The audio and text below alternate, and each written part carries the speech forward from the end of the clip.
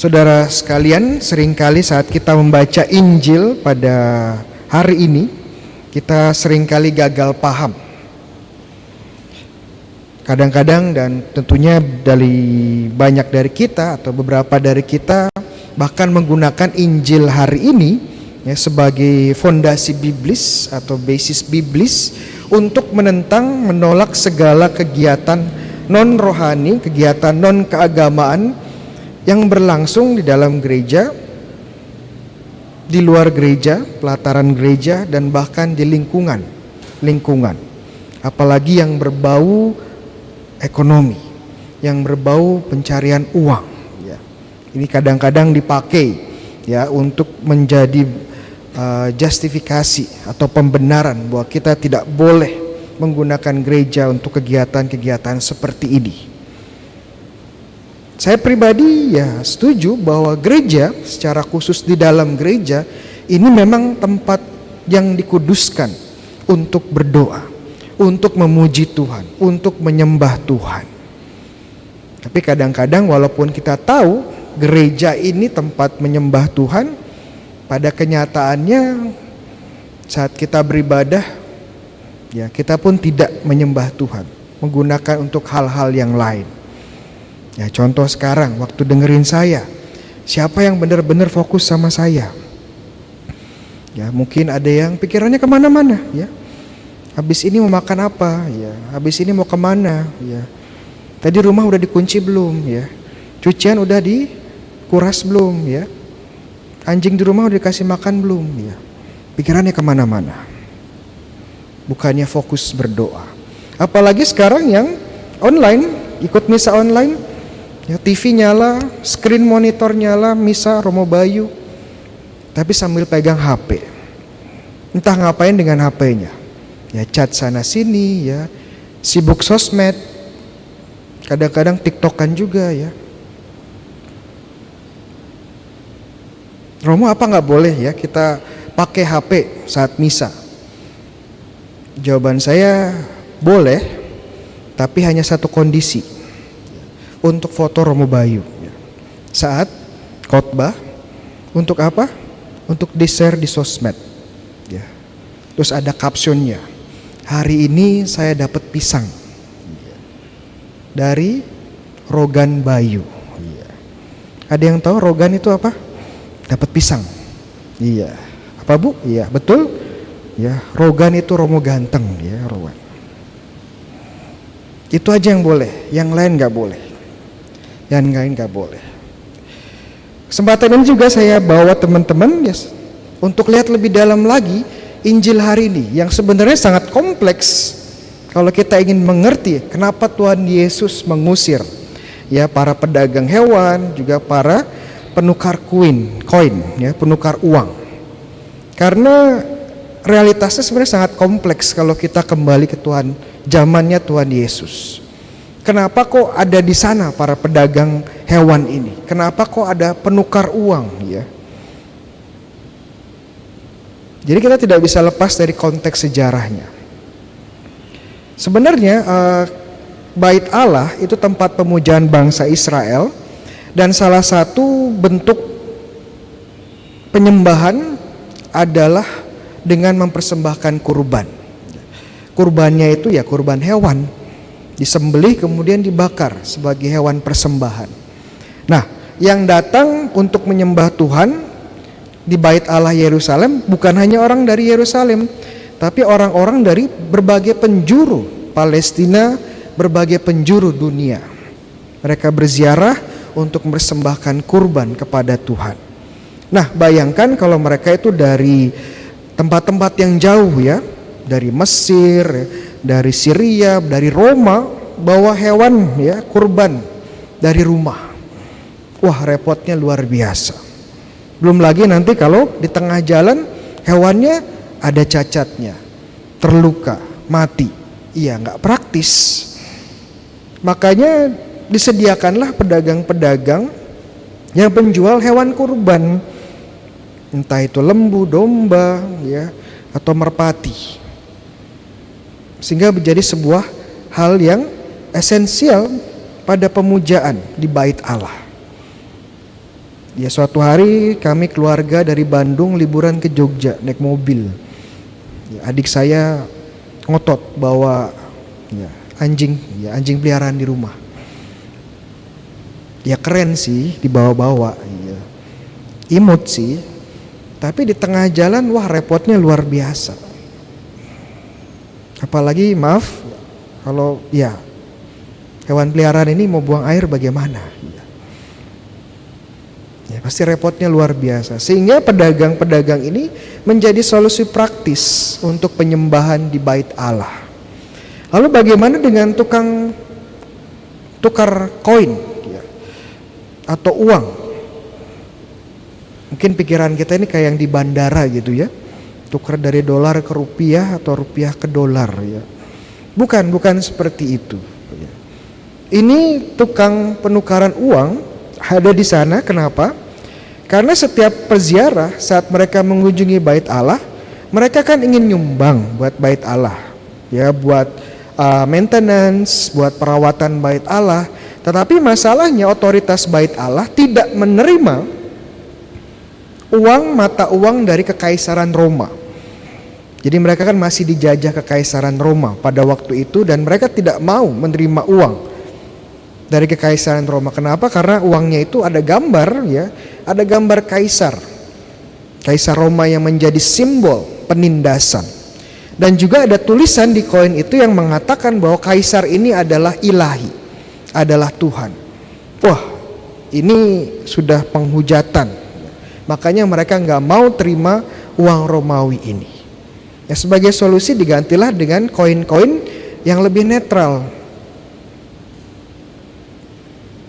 Maka ada tempat-tempat atau pedagang-pedagang penukar uang sebagai solusi terhadap permasalahan ini. Nah, itu konteksnya. Biasanya para penukar uang dan para pedagang hewan persembahan ini itu ada di luar bait Allah. Ada di luar. Jadi memang bagian dari sistem, tetapi tidak sampai masuk ke dalam bait Allah. Jadi bayangkan kalau penjual hewan persembahan sama tempat tukar uang ini nggak ada, itu mungkin bayangannya sama kalau kita harus cari sendiri atau harus buat sendiri anggur buat misa ya, hosti buat misa. Nggak praktis ya. Bayangkan kalau di sini kebun pisangnya diganti kebun anggur ya. Ya repot. Repotnya apa? Saya nggak bisa kasih hadiah pisang lagi ya. Jadi semacam itu, sebuah solusi praktis. Masalahnya, nah ini dia masalahnya ya. Pedagang-pedagang ini mulai masuk ke dalam pelataran bait Allah. Dan mereka nggak mungkin masuk kalau nggak ada otoritas bait Allah, ya, para penatua yang kasih izin. Kira-kira kalau kasih izin mereka dapat komisi nggak? Ya pasti. Jadi memang ya ada aroma-aroma korupsi. Aroma-aroma untuk memperkaya diri sendiri sampai masuk ke pelataran bait Allah. Mungkin teman-teman di sini belum pernah ke Yerusalem, ya, belum pernah tahu apa itu bait Allah, bentuknya seperti apa. Ya, bait Allah sekarang sudah tidak ada, sudah dihancurkan. Bait Allah itu terdiri dari beberapa lapisan. Ya, yang paling tengah itu yang disebut sebagai tempat yang maha kudus. Ini hanya bisa dimasuki oleh imam agung. Kemudian di luarnya itu ada tempat semacam panti imam atau pelataran imam, hanya para imam yang boleh masuk, dan di mana persembahan kurban dilaksanakan di sana. Bisa bayangkan ya modelnya seperti gereja. Ada tempat maha kudus, ada panti imamnya juga. Di luar panti imam atau pelataran imam di bait Allah itu ada tempat namanya pelataran Israel, ya, di mana bangsa Israel ya bisa berkumpul di sana dan berdoa sambil menyaksikan persembahan mereka dikurbankan. Dan yang paling luar, tapi masih bagian dari bait Allah, adalah yang disebut sebagai pelataran bangsa-bangsa. Pelataran ini dikhususkan bagi orang-orang yang bukan Yahudi, tetapi mau menyembah Tuhan yang benar. Nah, pedagang-pedagang ini, penukar-penukar koin ini, diizinkan masuk ke pelataran bangsa-bangsa. Sehingga ya, bangsa-bangsa yang bukan Yahudi yang ingin menyembah Tuhan, ingin berdoa, gak bisa ramai seperti pasar. Ini tempat berdoa bagi bangsa-bangsa, tapi tidak bisa berdoa. Nah, itu konteksnya. Yesus mengusir, ya, dalam artian mengembalikan bahwa para pedagang penukar uang ini harusnya di luar, sehingga pelataran bangsa-bangsa bisa dipakai untuk berdoa bagi bangsa-bangsa bukan Yahudi. Itu konteksnya. Dan ini visi Yesus sebenarnya, bahwa semua bangsa-bangsa di dunia, entah itu Yahudi atau bukan, semua dapat menyembah Tuhan yang benar. Ya, kita tahu ya, bait Allah Yerusalem hancur tahun 70 oleh Kekaisaran Roma. Tetapi visi Yesus, di mana seluruh bangsa menyembah Tuhan yang benar, tidak mati, tidak sirna. Kenapa? Karena Injil hari ini bilang bahwa bait Allah yang baru adalah siapa? Adalah apa? Adalah tubuhnya sendiri. Tubuh Yesus sendiri. Di dalam tubuh Yesus, semua bangsa bisa menyembah Tuhan yang benar. Pertanyaannya sekarang ya, dapat pisang 2. Di mana kita sekarang ya memiliki tubuh Yesus? Di mana sekarang kita bisa menyaksikan tubuh Yesus? Jawabannya di dalam Ekaristi. Ada tubuh Yesus di dalam Ekaristi.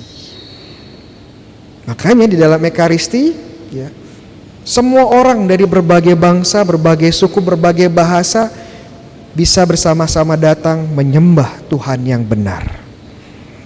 Dan visi Yesus terjadi di dalam Ekaristi. Teman-teman, kalau baca berita sekarang, Paus kita, Paus Fransiskus, ini lagi mengadakan kunjungan, ya, kunjungan historis ke sebuah negara. Ada yang tahu negara apa? Ya, negara Republik Redemptor Mundi. Ya, bukan ya. Negara Irak, ya, negara Irak. Ngapain sih ya Paus Fransiskus ke sana ya? Itu kan bukan negara yang banyak orang-orang Katoliknya, sangat sedikit ya, hanya kurang dari 1% sekarang. Kenapa masih ke sana?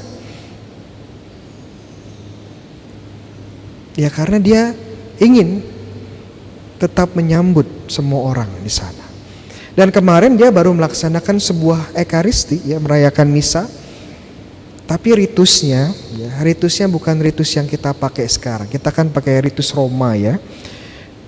Paus ini menggunakan ritus Kaldian namanya, ritus Timur. Menunjukkan bahwa ya, walaupun berbeda bahasa, kita tetap satu tubuh Kristus. Yang ikut misalnya Paus di Irak siapa? Ya orang-orang Irak. Mereka suku apa? Ya kebanyakan ya suku Arab. Jadi semua orang di dalam Yesus, di dalam tubuhnya bisa menyembah Tuhan yang benar. Teman-teman sekalian, dalam masa pandemi ini mungkin kita akan berefleksi bersama. Ya, sebentar lagi ya vaksin sudah mulai disebar ya, dan orang-orang sudah berani kembali ke gereja. Puji Tuhan. Ya, puji Tuhan. Tapi kita juga diingatkan bahwa ini suatu yang privilege, keistimewaan. Setiap kali ke gereja kita diingatkan bahwa enggak semua orang bisa ke gereja hari ini. Gak semua orang yang rindu bisa ke gereja hari ini. Di negara-negara lain, ke gereja itu masuk penjara. Ke gereja itu dikucilkan. Ke gereja itu dilempari batu. Ke gereja itu bisa mati. Kita bersyukur bahwa hari ini kita masih bisa bersatu di dalam tubuh Kristus, menyembah Tuhan yang benar. Teman-teman, jangan sia-siakan berkat yang luar biasa ini. Tuhan Yesus sudah wafat dan bangkit agar kita semua dapat menyembah Tuhan yang benar. Amin.